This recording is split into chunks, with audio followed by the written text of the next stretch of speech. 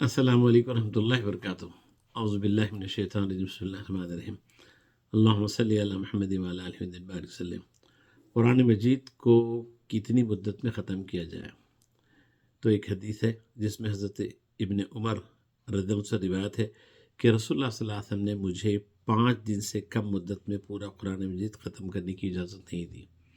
یعنی اگر ختم کرنا ہے تو کم از کم 5 دن میں ختم کرنا چاہیے، اس سے جلدی نہیں کرنا چاہیے۔ آپ صلی اللہ علیہ وسلم نے فرمایا جس نے 3 دن سے کم میں قرآن مجید ختم کیا وہ کچھ نہ سمجھ سکا۔ ظاہری بات ہے، صرف پڑھ رہے۔ اور امام اعظم ابو حنیفہ رحمۃ اللہ سے منقول ہے کہ جس نے ہر سال میں 2 بار قرآن مجید ختم کیا اس نے حق ادا کیا، 2 بار سال میں، اس لیے کہ حضرت آپ صلی اللہ علیہ وسلم نے سال وفات میں 2 ہی بار ختم کیے تھے۔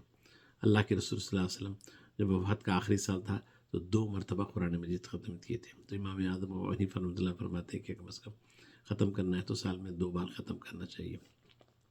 حضرت علی رضی اللہ عنہ فرماتے ہیں کہ اس عبادت میں کچھ بہتری نہیں جس میں سمجھ نہیں۔ جو بھی عبادت کر رہے ہیں آپ سمجھ کے کریے، سمجھ کے کریں گے تو اس کا فائدہ بھی ہوگا۔ اور نہ اس قرات میں جس میں فکر نہ ہو، یعنی اگر آپ قرات کر رہے ہیں مگر فکر نہیں ہے، اس میں سوچ رہے ہیں تو اس میں فائدہ نہیں ہے۔ عبادت جو کر رہے ہیں تو اس میں جو ہے کیا بولتے ہیں بہتری نہیں ہے جس میں سمجھ نہ ہو، اور قرات جو کر رہے ہیں اس میں فکر ہونا چاہیے۔ اسی لیے اللہ تعالیٰ قرآن مجید میں جگہ افلا یتدبرون القرآن، کیا تم قرآن مجید کے بارے میں غور و فکر نہیں کرتے؟ تدبر کرنا، قرآن مجید پڑھنا، سمجھنا، تفکر کرنا، اس کے بارے میں سوچنا۔ جیسے سابقہ قوموں کے واقعات اللہ تعالیٰ ذکر کیے، کیوں ذکر کیے؟ ہمیں اس سے کیا لینا دینا؟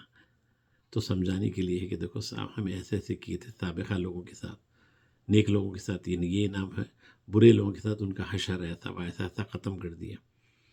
تو اب ہم کو کیا سبق لینا ہے؟ ہم کو تفکر کرنا ہے۔ تو قرآن مجید کی تلاوت کے اندر 2 چیزیں ہیں، ایک تو تدبر بھی ہونا ہے اور ایک ہے تفکر۔ اگر بغیر اس کے اگر آپ قرآن مجید پڑھ رہے ہیں تو پھر اس کا اثر نہیں ہوتا ہے۔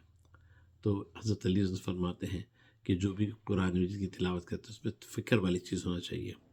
امام غزالی رحمۃ اللہ علیہ فرماتے ہیں اپنے آپ کو قرآن مجید کے ختموں کی گنتی پر فریفتہ نہ کرو، میں 3 ختم کر لیا، میں 5 ختم کر لیا، میں 6 قرآن ختم کر لیا۔ اپنے آپ کو قرآن مجید ختم کر کے فریفتہ مت کر لو، بہت اچھا کام کر۔ فرماتے ہیں بلکہ ایک آیت کا سوچ کر پڑھنا ساری رات میں 2 قرآن ختم کرنے سے بہتر ہے۔ ایک ہی آیت صحیح ہے، اس کو اگر ہم سوچ سمجھ کے پڑھیں گے ساری رات میں، اگر بیٹھ کے بھی آپ پورا مکمل قرآن مجید 1 نہیں 2 مرتبہ بھی ختم کریں تو اس سے بہتر ہے ایک آیت پڑھو، سمجھ کے پڑھو۔ تو معلوم یہ ہوا کہ کوشش یہ کرنا کہ قرآن مجید کو سمجھ کے پڑھنا۔ اب سمجھ کے پڑھنا ہر ایک کے بس کی بات نہیں ہے، اب اس کے لیے عالم ہونا ضروری ہے۔ تو اسی طریقے سے جو ہے کیا ہوتا ہے کسی عالم کا جو درس قرآن ہوتا ہے اس میں شریک ہو جانا۔ اس میں جب آپ شریک ہو جاتے ہیں، چاہے آپ جو ہے کیا بولتے ہیں 101 ڈائریکٹ اس کی مجلس میں شریک ہو جائے اس درس میں، یا نہیں تو کم از کم آج کل ماشاءاللہ سے فون وغیرہ کی بہت سہولت ہے، درس قرآن سنتے رہنا، درس قرآن اچھے علماء کا، باعمل علماء جو ہوتے ہیں ان کا درس قرآن سنتے رہنا، جو صحیح بات بتاتے ہیں۔ بعض علماء ایسے ہیں جو ہے الجھا کے رکھ دیتے ہیں، یہ نہیں کرنا، وہ نہیں کرنا، یہ چیزوں میں بعض لوگ ہیں صرف خیر کیا کرنا ہے وہ کم بتاتے، صرف وہ کرے تو دوزخی ہے، وہ کرے تو بدعتی ہے، یہ کرے تو یہ ہے۔ ویسے علماء کی صحبت میں نہیں رہنا، ویسے علماء کو نہیں سننا، اس سے نفرت ہی پیدا ہوتی ہے۔